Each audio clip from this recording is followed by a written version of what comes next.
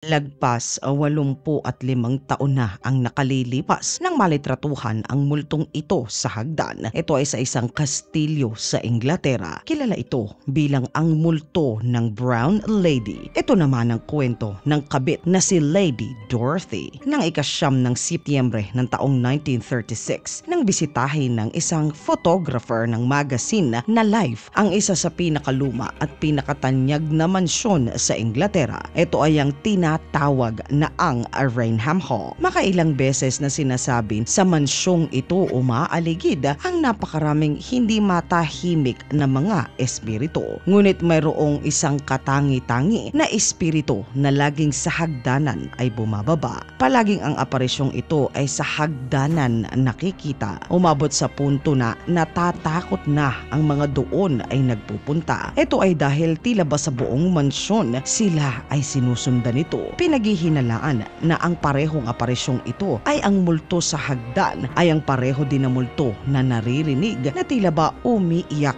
at humihingi ng tulong sa taong doon ay nagbabantay at kahit pa sa mga turista na bumibisita. Sa pagpunta ng photographer, sinimulan na nitong kunan ang iba't ibang parte ng lumang mansyon na tahanan. Ngunit laking gulat nito na isa sa mga litrato na kunan din ang aparisyon na siya namang ikinuwento ng mga doon na ay nakakakita sa kanya. Sa pagputok nito sa balita na pagdesisyonan ng mga eksperto sa kasaysayan na alamin kung sino nga ba ang sinasabi na multo sa hagdan, dito lumutang ang kwento ni Lady Dorothy Walpole ng ika-16 na siglo nang galing sa kilala at makapangyarihang angkan itong si Dorothy Townsend. Bata pa lamang ay sanay na ito sa usaping politikal sa kanilang mismo na pamilya. Kilala si Dorothy sa katawagan na si Lady Dorothy Walpole. Siya ay ang nakababatang kapatid naman nitong si Robert Walpole, ang kauna-unahang punong ministro ng Britanya. Sa yumi at ganda ng dalagang si Dorothy ay talaga naman na lahat ay nahahalina. Bumabaha ang mga Ginoo na nais na siya ay mapa sa kanila. Hindi naman sila magsisisi dahil ayon sa tala na ang labi nitong si Dorothy ay tila ba mapupulang mga mansanas. Ang mga mapupungay na mata nito ay tila ba lagi na nangungusap. Ngunit mailap itong si Lady Dorothy. Hindi basta-basta nadadala ng magagandang mga regalo at panunuyo ng mga Ginoo. Minsan nang magpatawag ng pulong ang kanyang nakatatandang kapatid na si Robert upang pag-usapan ang estratehiya nito sa politika. Kasama sa mga imbitado ay ang mga pinakamayayaman at pinakamakapangyarihan sa Britanya. Kasama na nga dito ay itong si Lord Wharton.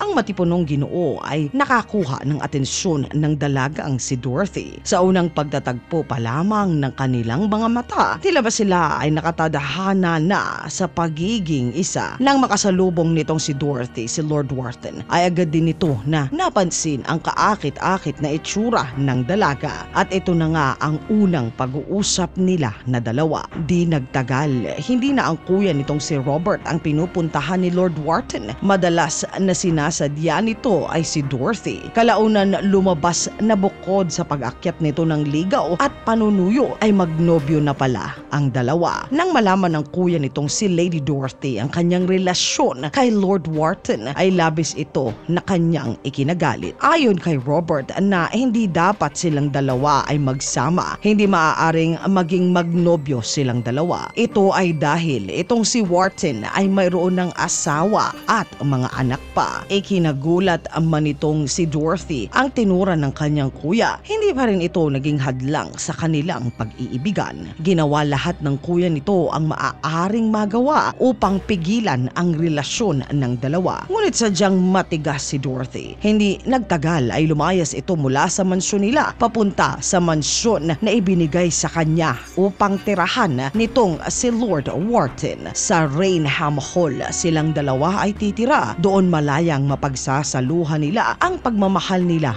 para sa isa't isa. Ngunit hindi pa nagtatagal nalaman ito ng asawa ni Lord Wharton. Sa pagpupuyos nito dahil sa panlilinlang ng asawa, pinuntahan niya ito sa Rainham Hall sa pag-aakalang nandoon ito namamalagi. Ngunit sa halip na ang mister niya ang naabutan niya ay si Lady Dorothy ang sumalubong sa kanya na siya namang mas lalo pang ay pinagpuyos ng kanyang kalooban. Sa kaganapang ito na pagtanto ng kabiyak ni Lord Wharton na mas papaboran nito ang kanyang kalaguyo kaysa sa kanya na mismong tunay na asawa niya. Kaya naman ang solusyon nito ay nagpakalat ito ng kwento sa bayan at maging sa mga matataas na tao nilang mga kaibigan. Ipinagkalat nito na itong si Lady Dorothy Walpole ay mayroong mga kalaguyong iba't iba pang mga lalaki. Ito ay bukod pa sa kanyang mahal na asawa na si Lord Wharton. Tila parang apoy na kumalat ang usap-usapang ito sa tenga ng kanyang taksil na kabiyak. Sa galit at selos ni Lord Wharton, naging mabigat na ang kamay nito sa kanyang noon ay sinisinta na si Lady Walpole. Ang dating matamis na pagsasama ng dalawa ay naging napakapait na. Dumating sa punto na ikinukulong na ito sa bahay ang dilag. Nang magtangka ito na tumakas, ay sakit lamang ng katawan ang kanya na napala. Hindi na ito nakalabas ng silid niya. Ito ay dahil sa mismong kama nilang dalawa ay itinali ng Ginoo